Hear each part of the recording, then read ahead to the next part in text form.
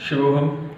तो किसी का ये प्रश्न आया है कि क्यों आध्यात्म में ये कहा जाता है कि किसी भी जीव की हत्या ना करें। तो सबसे पहली बात, चाहे वो कितना ही छोटा जीव क्यों ना हो, वो भी देहात्म बोध से बाधा हुआ है, उसे भी मृत्यु के समय उतना ही डर लगता है जितना हमें लगता है। उसे भी मृत्यु के समय उतनी ही पीड़ा होती है जितना हमें होती है। फॉर एग्जाम्पल, ये जो कसाई खाने में हम बकरियों को या मुर्गों को देखते हैं, क्या आपने कभी एक चीज़ नोटिस किया है? उन्हें जब मारा जाता है तो उनके अंदर कितनी बेचैनी, कितना डर होता है, क्योंकि जिसे अपनी मृत्यु का पता नहीं है वो तो एक ही बार मरेगा, लेकिन जब किसी को अपनी मृत्यु का पता चल जाता है तो वो बार बार मरता है। उस मृत्यु के डर से उसका जीवन नर्क हो जाता है और अंत में जाके उसे एक दर्दनाक मृत्यु प्राप्त होती है। क्या आपने कभी उन बकरों को, उन मुर्गियों को या उन मछलियों का जीवन देखा है? जन्म से ही उन्हें कैद करके रखा जाता है। हम इंसानों में जब हम कोई अपराध करते हैं तब हमें कैद किया जाता है, बट वो लोग तो बिना वजह सज़ा काट रहे हैं। क्या वो बोल नहीं सकते? इसका मतलब ये है कि उन्हें न्याय पाने का कोई हक नहीं है। क्यों हमें उनकी चीखें सुनाई नहीं देती? क्या हमारा 2 मिनट का जो स्वाद है वो उनके चीखों से बढ़कर है?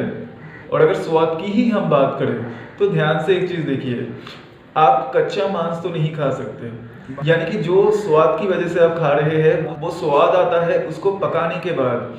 यानी कि जो स्वाद हमें मिलता है वो स्वाद असल में नमक, तेल और मसाले का है, ना ही वो कच्चा मांस का है।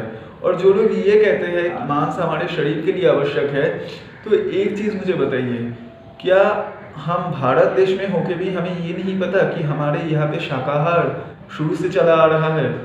क्या योग जब सात्विक आहार की बात करता है, क्या उसमें मांस की बात की जाती है? और सात्विक आहार खाए हुए व्यक्ति को क्या आप कमज़ोर देखते हो? कमज़ोरी का सबसे बड़ा लक्षण ये नहीं होता कि किसी की बॉडी में दर्द हो रहा है। कमज़ोरी का सबसे बड़ा लक्षण ये होता है कि किसी के अंदर भय या डर की मात्रा बहुत ज़्यादा होती है। अगर आप गौर से एक चीज़ देखोगे, वही भयभीत और डरा हुआ होता है जिसके अंदर करुणा नहीं होता, क्योंकि जिसे सिर्फ इस अहम से और अपने देह से प्यार है, बाकी जीवों की ज़िंदगी उसके लिए महत्वपूर्ण नहीं है, वो इस मैं या देह से ही बच जाता है और इस देह को बचाने की वो भरपूर कोशिश में लग जाता है। लेकिन ये देह तो नश्वर है। जब या देह में कुछ भी होता है तब आपको डर लगता है, और अहम के नाश का एक सबसे अच्छा रास्ता होता है करुणा। सिर्फ आध्यात्म के दृष्टिकोण से नहीं, अगर आप मानवीय दृष्टिकोण से भी देखते हो, तो क्या हमारे पास जब सब्स्टिट्यूट मौजूद है कि हम किसी भी जीव की हत्या ना करके अपनी ज़िंदगी खुशहाली से, स्वस्थ तरीके से जिए, तो क्यों हम उस जीवन शैली को नहीं अपनाते?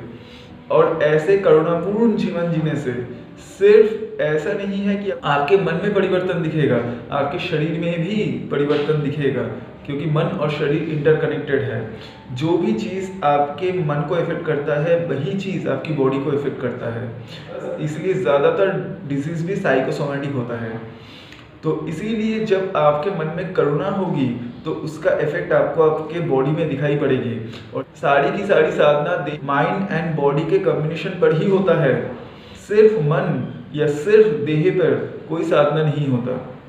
और इसीलिए अगर आपको एक स्वस्थ शरीर चाहिए तो एक स्वस्थ मन का होना आवश्यक है, और स्वस्थ मन तभी हो सकता है जब आपके हृदय में करुणा हो, जब आपके लिए आपका शरीर से महत्वपूर्ण ना हो, बाकी सारे जीवों के शरीर भी उतना ही महत्वपूर्ण हो, बाकी सारे जीवों की पीड़ा आपको समझ आने लगे, तभी आपके जीवन में वास्तविक करुणा उतरता है। और एक करुणापूर्ण चित्त ही हमें आनंद प्रदान कर सकता है। विषयों से जो सुख मिलता है वो तो क्षणिक होता है, लेकिन वो और भीतर का जो आनंद है वो एक नहीं है। आपने भी कभी न कभी ये महसूस किया है, जब भी आप स्वार्थ रहित होकर करुणावश कोई भी काम करते हो तो आपको विषयों से जो सुख मिलता है वो नहीं मिलता, बट आपके भीतर एक आनंद की प्राप्ति होती है, आपको एक सेटिस्फेक्शन होता है, आपको एक पीस महसूस होता है। अब गौर से एक चीज़ समझिए, इंसान जो सुख की भी तलाश करता है वो इसी आनंद, इसी शांति के लिए करता है। तो अगर ये शांति या आनंद ही मेन है तो फिर क्यों ना हर वक्त इसी में रहा जाए। और हमेशा इसमें रहने के लिए आपके जीवन का आधार ज्ञान और करुणा ये दोनों होने चाहिए।